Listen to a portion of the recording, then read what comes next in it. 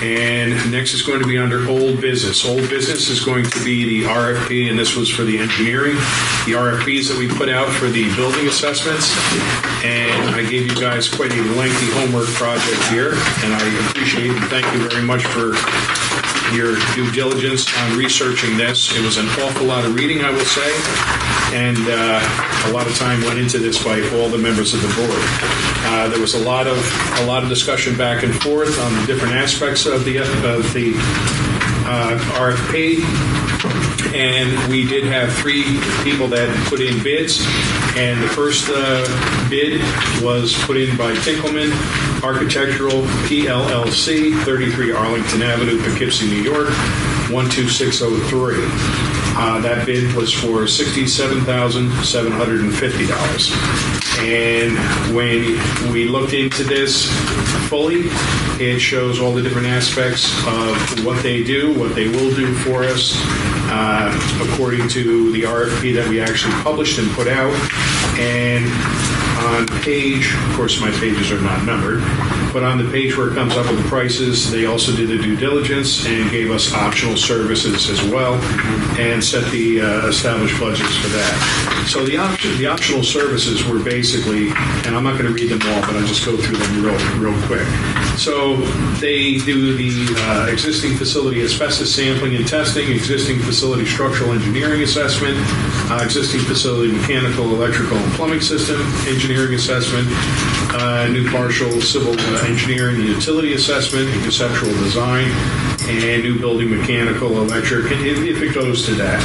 It also comes down on the bottom and breaks it down to the hourly rate schedule for the architectural, the principal architect, associate architect, project manager, graduate architect, AutoCAD, Revit technician, modeling specialist, clerical, administrative support, and so on.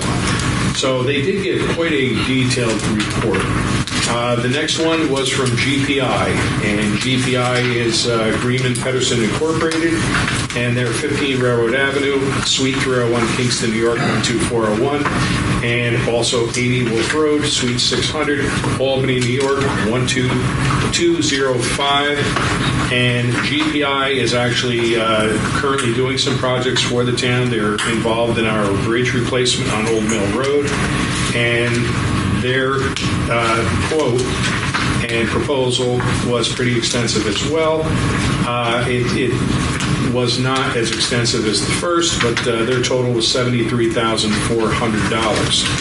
The third, again, is another company that the town is familiar with through the past years, Barton LaJudas, another very good company. And looking at their proposal, they had an awful lot of good, interesting points as well.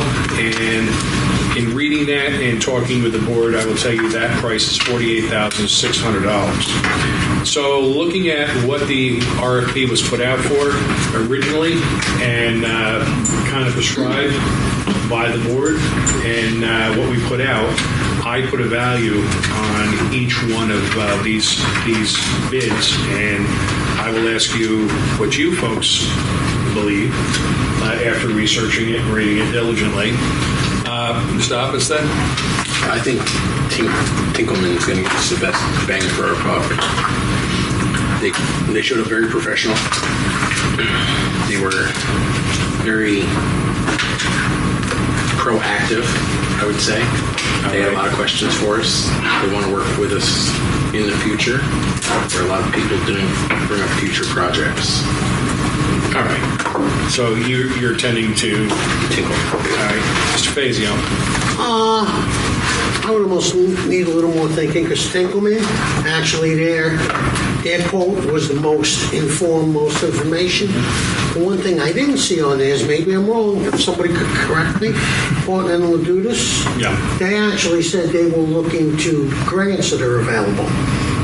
Yeah, all the engineering companies will do that. There's possibilities of grants, every one of them. Okay, but they did write it down. Yeah. Here, I don't think Tinkelman wrote it down. Yeah. Let's make sure they write it down. So, I'm with you. Yes, So- write it down and do. So all of them, to be fair, all of them, to be fair, should be writing the same thing down, that they would be looking for grants. I mean, I could take quite a bit of time and look through here. You read this several times to see Yes, what did not exist. I may have missed it. I'm not going to say.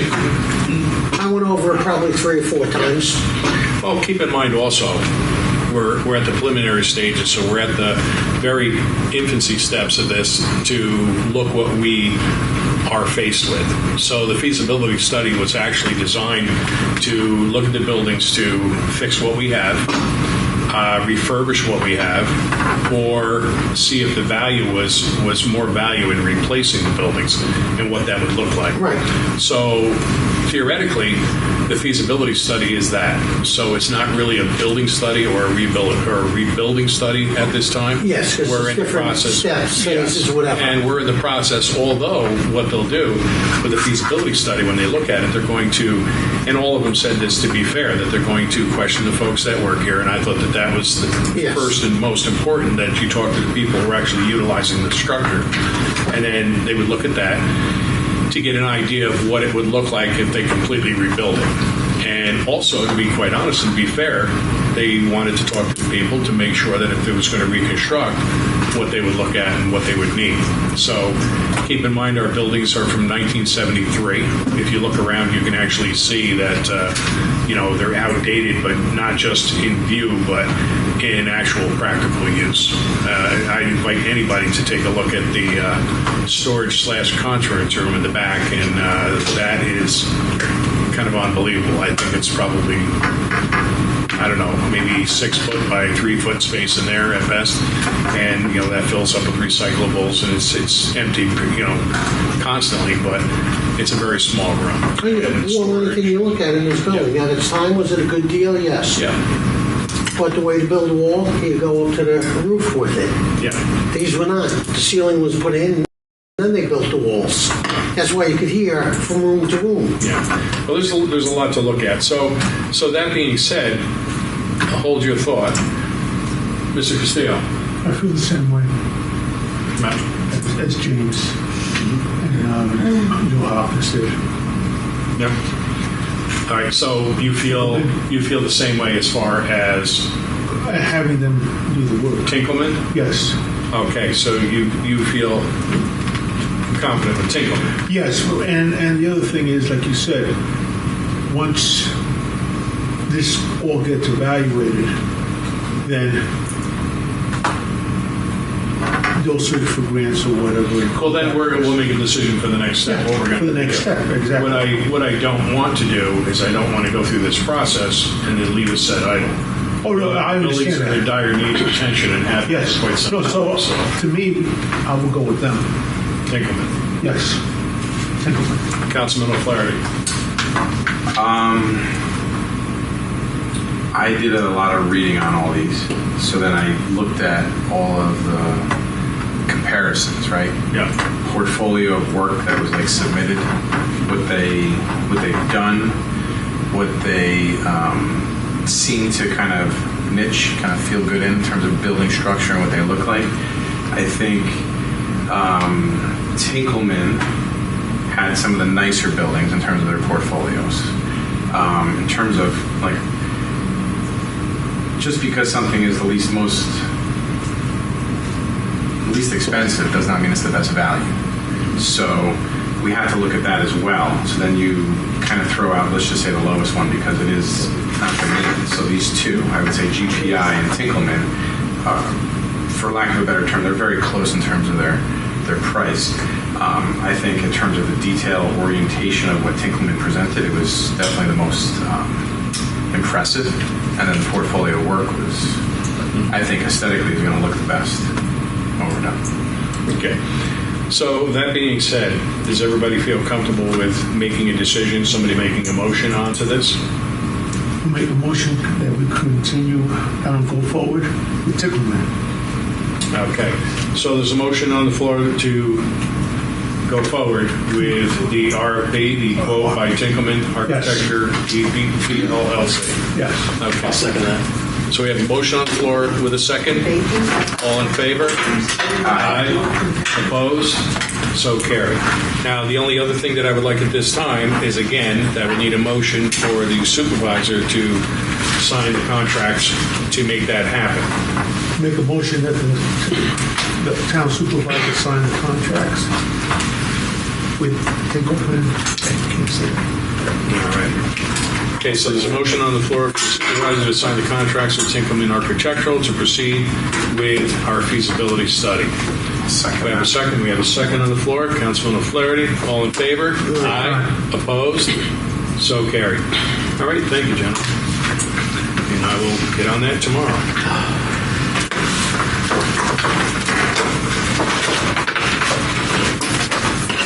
Okay.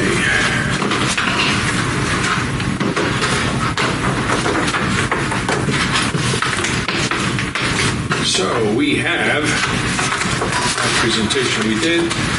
Budget meetings. It is budget season, guys, and I will ask you for availability. And I did write down some dates to start doing the budget meetings, and I want to see if these dates work for you. I will give you these dates, and if you can write them down, and you can actually call me tomorrow and make sure that your calendars are clear. If we have to change them up, then we'll change them, but these are the initial dates that we came up with. So October 7th. Is this during the day or when are we? You tell me what's better for you. Well, I'm done. Generally, I would say 4 o'clock in the afternoon, 5 o'clock in the afternoon. Okay. You know, anywhere, I would say anywhere. So in the afternoon, 4 o'clock, yeah. yeah. That way it gives the folks the opportunity to come and actually be part of the meeting if they'd like to come and observe. Yes. So let me just see here. So the first date is going to be October 7th. The second will be October 9th. The next date will be the 15th. The next date will be the 17th.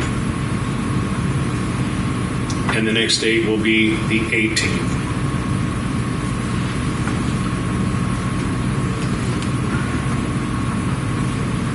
I'm going to be out of town from the 12th through the 19th. October 12th to the 19th. Okay.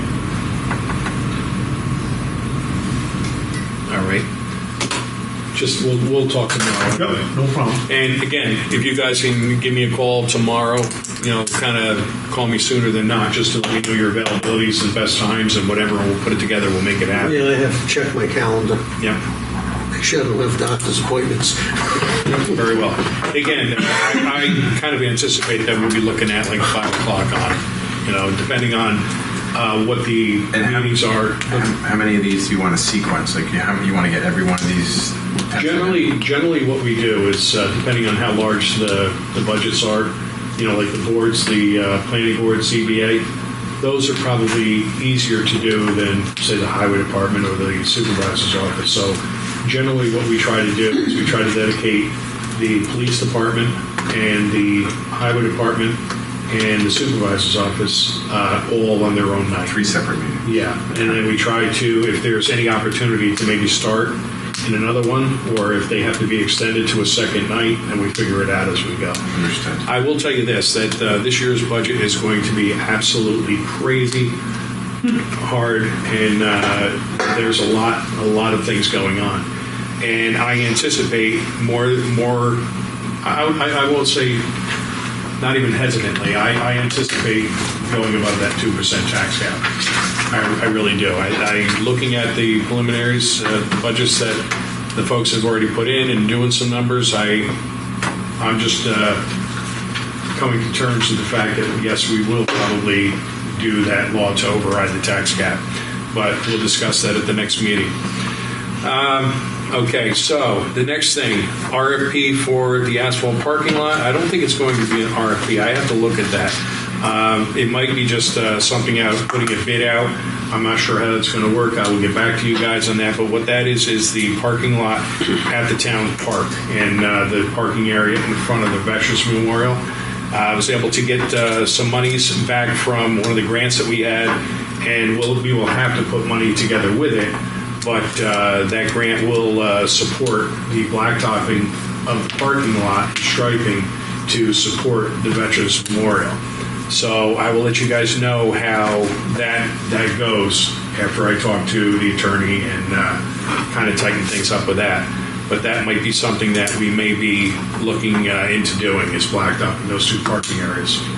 So that's quite a large job, but it looks like that's a really good possibility of being able to accomplish that through grants. All right, any questions on that? All right.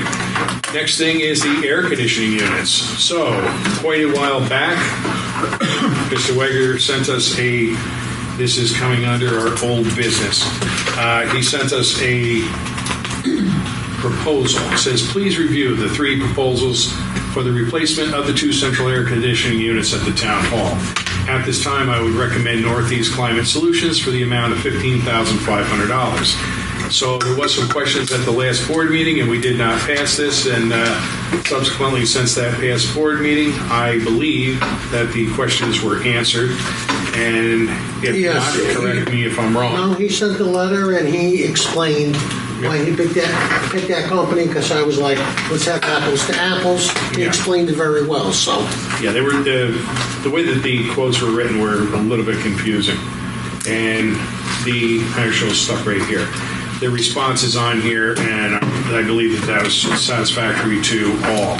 And correct me if I'm wrong, but either way, at this time, I would like to make a motion that we move forward with the recommendation of the highway superintendent for the replacement of the 2 central air conditioning units for the town hall. And this time it would be presented to Northeast Climate Solutions in the amount of $15,500. I'll second it. I have a motion on the floor to replace those units with a second. All in favor? Aye.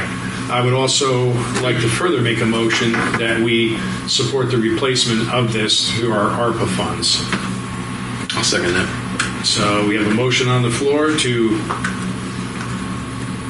move forward with the replacement, financing it through the ARPA funds. With a second. All in favor? Aye. Opposed? So carried. All right. And I will get on that as well.